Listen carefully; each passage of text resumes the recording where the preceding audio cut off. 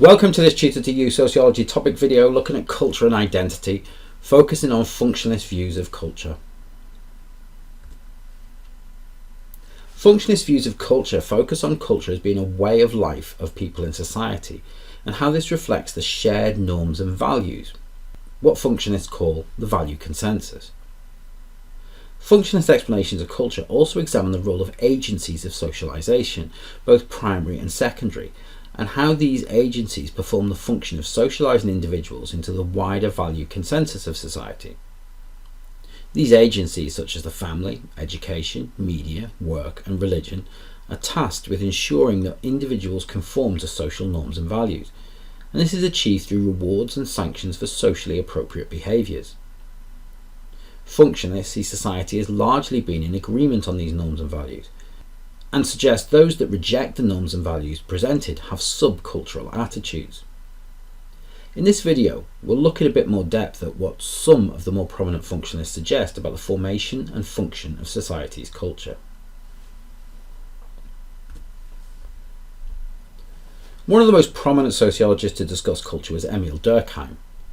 Writing at a time of great social change during the Industrial Revolution in France, Durkheim suggested that culture was the social glue that brought individuals together and helped create social solidarity.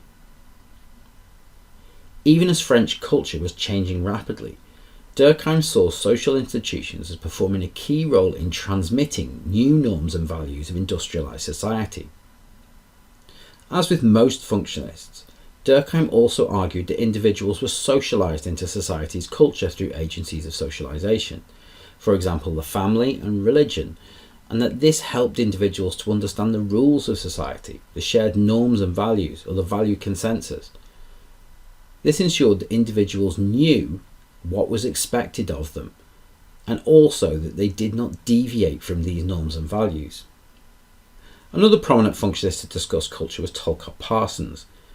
As part of his systems theory, Parsons adopted the AGIL model of explaining how the culture of society met the functional prerequisites or basic needs of individuals within it. This four-stage model examined how society adapted to provide adequate resources for individuals, usually through social institutions such as the state or employment.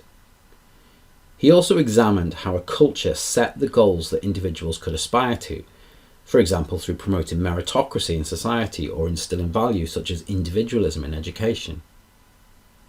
Furthermore, Parsons suggested that a functioning society would be able to integrate members into the value consensus, and examined how different social institutions socialise individuals into the norms and values of a culture. And finally, Parsons examined the latent functions of the social system, how culture was maintained and social change managed. As part of this systems theory, Parsons focused on the role of social institutions in transmitting cultural norms and values and integrated individuals into society. He argued there were two distinct processes of socialisation that taught individuals the culture of society, and that these were delivered by different social institutions. Firstly, the family provided primary socialisation, which helped to provide cultural awareness to children, teaching them the basic values of society and norms of behaviour in certain social situations. However, Parsons argued that these values were largely particularistic and based upon membership of a family group. While many families will have a similar cultural norms and values, the process of secondary socialisation, largely through education but also religion and media, would help to socialise individuals into universal standards, those that apply to everybody in society. Thus, education and other social institutions provide culture's value consensus. The role of social institutions or agencies of socialisation is key to functionalist explanations of culture. According to functionalists, it's the role of these agencies to transmit cultural norms and values, and it's the responsibility of individuals to internalise these.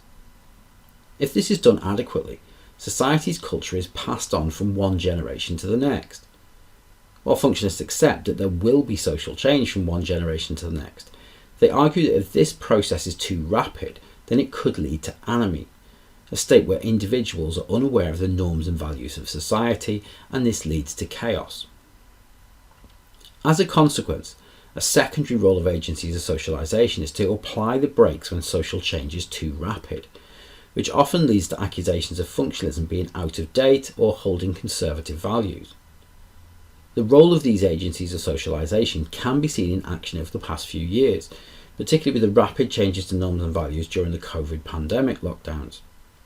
The role of socialising agents such as the media, education and even government during these lockdowns would be to try and maintain a semblance of normality in order to stop rapid changes during this time destabilising society.